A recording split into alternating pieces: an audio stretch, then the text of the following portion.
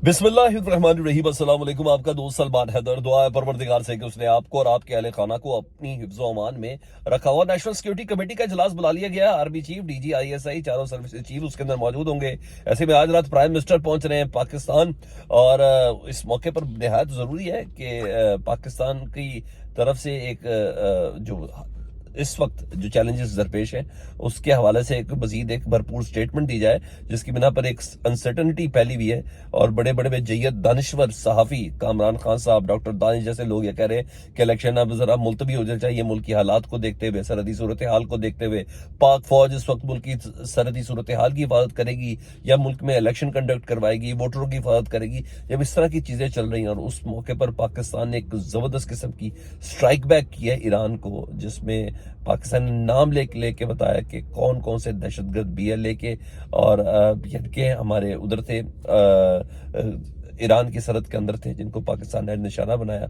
बल्कि एक अदद वीडियो जारी किया आईएसपीआर ने, और उस वीडियो में दिखाया गया कि अल्लाह अकबर के नारों के साथ कैसे मिसाइल दागे गए उन लॉक्ड किए हुए 7 टारगेट्स को, जो ईरान के अंदर से बैठकर पाकिस्तान के ऊपर हमले भी कर रहे थे। और पाकिस्तान की ये बीएलए और बीएलएन वगैरह की जो तंजीम थी, उनके सरबराह और बहुत अरसे से ईरान के अंदर पनाह गज़ीन थे। तो बहरहाल आज आईएसपीआर ने डिटेल भी जारी की है, और इस मौके पर कल अहम तरीन इजलास, यानी किसी भी मुल्क की सिक्योरिटी का और पाकिस्तान की सिक्योरिटी के लिए सबसे अहम तरीन टॉप लेवल का इजलास होता है, जिसमें कल 2 बजे कौमी सलामती कमेटी, नेशनल सिक्योरिटी कमेटी का इजलास बुलाया गया, जिसमें सर्विसेज चीफ, डीजी, आईएसआई और आर्मी चीफ जारी बात डेफिनेटली वहाँ उधर मौजूद होंगे, और ये मिलकर एक स्ट्रेटजी बनाएंगे। और इसलिए प्राइम मिनिस्टर साहब भी पाकिस्तान आ रहे हैं। तो ये तो एक तरफ की एक सूरत हाल थी।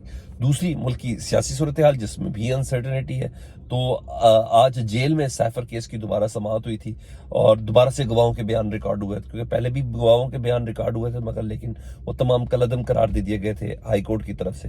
तो अहम पेशरफ्त ये हुई कि इमरान खान साहब के जो प्रिंसिपल सेक्रेटरी हैं और इमरान खान साहब के खिलाफ जो गवाह हैं, एक अहम तरीन आजम खान साहब, वो आज गवाही देने के लिए पेश हुए। तो उस वक्त इमरान खान साहब भी उधर मौजूद थे। तो इमरान खान साहब ने जज साहब से कहा कि मैं चाहता हूं कि मेरा प्रिंसिपल सेक्रेटरी आजम खान, जो मेरे खिलाफ गवाही दे रहा है, वो कुरान पर हलफ दें और गवाही दें। और इसी बात का इसरार बुशरा बीबी ने भी आज इस समात में कहा कि आजम खान साहब कुरान के ऊपर हाथ रख के ही हलफ दें कि उस दिन क्या हुआ था और क्या उनकी सारी इन्वॉल्वमेंट थी।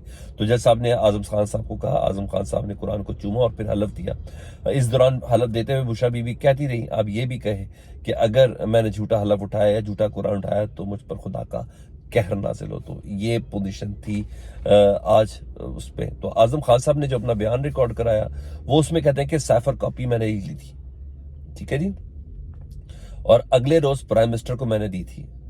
प्राइम मिनिस्टर ने कहा कि सैफर भेजकर अमरीकी हुकाम ने पाकिस्तान के अंदरूनी मामलात में मुदाखलत की है। फिर वो कहते हैं कि सैफर की कॉपी, अपनी गवाही में कह रहे हैं, उन्होंने कहा सैफर की कॉपी प्राइम मिनिस्टर ने अपने पास रख ली थी और फिर मुझे नहीं मिली। प्राइम मिनिस्टर ने मिलिट्री सेक्रेटरी को, एडीसी को और दीगर स्टाफ को देखने को कहा कि कहाँ है। और प्राइम मिनिस्टर ने यह कहा, यह फैसला हुआ कि अवाम को एतमाद में लेते हैं सैफर के ऊपर कि हमारे ऊपर एक अदद धमकी आई भी है अमेरिका की तरफ से, ठीक है। और ये खुलेआम धमकी है। कहा जा रहा है कि अगर हमने ऐसा नहीं किया, इमरान खान के खिलाफ तहरीक अदम एतमाद नहीं कामयाब बनाई, तो फिर हमारे मामला कशीदा ही रहेंगे, अदरवाइज हम सब दोनों ममालिक के मामला सीधे हो जाएंगे। तो मजीद उन्होंने कहा, आजम खान साहब ने, उन्होंने कहा मैंने इमरान खान साहब को मशवरा दिया कि वजारत खारजा से एक अदद फॉर्मल मीटिंग होनी चाहिए। और फिर बनी गाला मीटिंग में हुई, और बनी गाला की मीटिंग में यह फैसला हुआ कि सैफर का मामला वफाकी काबीना के साथ उठाया जाना चाहिए, और फिर ऐसे ही हुआ। तो उन्होंने कहा नेशनल सिक्योरिटी कमेटी में ये फैसला हुआ, नेशनल सिक्योरिटी कमेटी में, जिसमें आर्मी चीफ, डीजी, आईएसआई उस वक्त मौजूद थे, जनरल बाजवा साहब मौजूद थे और जनरल नदीम अंजुम साहब मौजूद थे। उन्होंने कहा उसमें यह फैसला हुआ कि मुल्क के अंदरूनी मामले में मुदाखलत पर अमरीकी हुकाम को डिमाश किया जाए। और उन्होंने कहा मैं हल्फन कहता हूं कि मेरे चार्ज छोड़ने के बाद सैफर की कॉपी मेरे पास नहीं आई। प्राइम मिनिस्टर और जो एडीसी है वो और स्टाफ दीगर को मैंने मुतअद्दिद बार इस हवाले से आगाह भी किया था। मतलब सैफर कॉपी के गायब होने के ऊपर उनको आज गवाही में आजम खान साहब ने को तलब किया गया था, तो उन्होंने अपनी गवाही कुरान पे हलफ दे के दे दी है। इधर हुआ यह कि 8 माह के बाद पंजाब पुलिस ने یاسمین راشد اور عمر سرفراز چیمہ جو سابق گورنر ہیں، ان کی 9 مئی کے کیسز میں نہ کسی ایک کیس میں گرفتاری ڈال دی ہے جی 8 ماہ کے بعد، اور تاکہ الیکشن کی یہ کمپین رن نہ کر سکے، اور اس کے علاوہ کوئی وجہ بھی نہیں ہے۔ تو بہرحال وہاں تو یہ کام ہو گیا، اور ادھر سول جج ہیں قدرت اللہ صاحب، عمران خان صاحب کا کیس ان کے پاس ہے جی، تو عمران خان صاحب کی انہوں نے درخواست دی کہ مجھے میرے بیٹوں سے فون پہ بات کرنے دی جائے، تو پہلے بھی آپ کو پتا بات کرنے دی نہیں جا رہی، تو آج ان کو اجازت مل گئی عمران خان صاحب کو بیٹوں سے بات کرنے کی۔ ادھر ایک اسلام آباد ہائی کورٹ میں 190 ملین پاؤنڈ کیس اور توشہ خانہ کیس جو ہے نیب کے خلاف جی، اس پہ نیب کے اندر باقاعدہ جیل کے اندر سماعت کے خلاف عمران خان صاحب نے درخواست دی ہوئی تھی، تو جس پہ اسلام آباد ہائی کورٹ کے جسٹس میاں گل حسن اور جسٹس ارباب نے نیب اور وزارت داخلہ دونوں کو کیسز کے حوالے سے نوٹس جاری کیے ہیں۔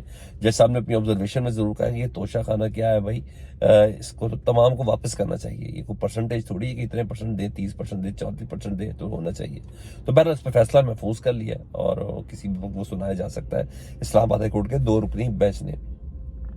ادھر لیول پلینگ فیلڈ کے حوالے سے درخواستیں تھی، تو بیرسٹر گوہر صاحب کا آج الیکشن کمیشن سے رابطہ ہوا، ان کی ان سے ملاقات ہوئی اور چیف الیکشن کمیشنر کو انہوں نے اپنے تحفظات سے آگاہ کیا اور بتایا کہ ہمیں اس طریقے سے ہو رہا ہے، اور میڈیا سے گفتگو کرتے ہوئے انہوں نے کہا کہ ہماری کوشش تھی کہ ایک عدد انتخابی نشان ہوتا جس کے بعد ہم ایک عدد انتخابی نشان کے اوپر الیکشن لڑ سکتے، لیکن یہ ممکن نہیں ہوا، لیکن ہم ابھی بھی پیچھے نہیں ہٹیں گے۔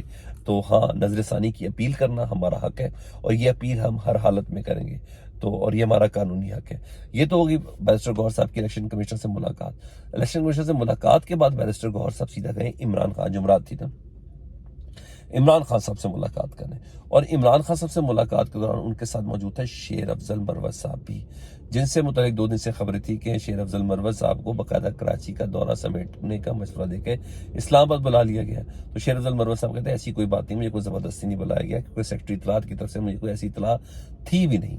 تو ہاں، انہوں نے اتنا ضرور کہا تھا کہ میں اب کراچی کا سندھ کا دورہ نہیں کنٹینیو کروں گا جب تک عمران خان صاحب انٹروین کر کے اس سارے معاملے کو دیکھیں گے نہیں، حامد خان صاحب والا معاملہ اور رؤف حسن والا معاملہ جب تک نہیں دیکھیں گے اور میری پوزیشن نہیں کلیئر کریں گے، میں کیسے آگے بڑھوں گا۔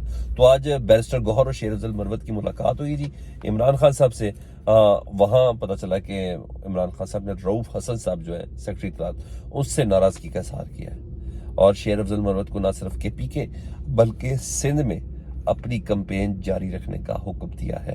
تو عمران خان صاحب نے اس غلط فہمی کو بھی دور کر دیا کہ چیئرمین کے ساتھ نائب صدر یعنی بیرسٹر شیر افضل صاحب، یہ دونوں مل کر وہ پریس کانفرنس کر رہے تھے عمران خان سے ملاقات کے بعد۔ تو پوزیشن تو ادھر کیٹیگوریکلی کلیئر ہوتی بھی نظر آ رہی ہے، لیکن پھر وہی بات کہ اس وقت پوزیشن پاکستان کی سرحدی صورتحال کی کوئی اتنی عمدہ نہیں ہے، لیکن ایسی بھی نہیں ہے کہ پاکستان میں الیکشن ملتوی کر دی جائے، اور اس کے واضح طور پر جو اشارہ ہے کہ کیا پاکستان کی پوزیشن ہوگی وہ نیشنل سیکیورٹی کمیٹی کا جو کل کا اجلاس ہے اس کے اعلامیے کے بعد ہی کیا جا سکے گا۔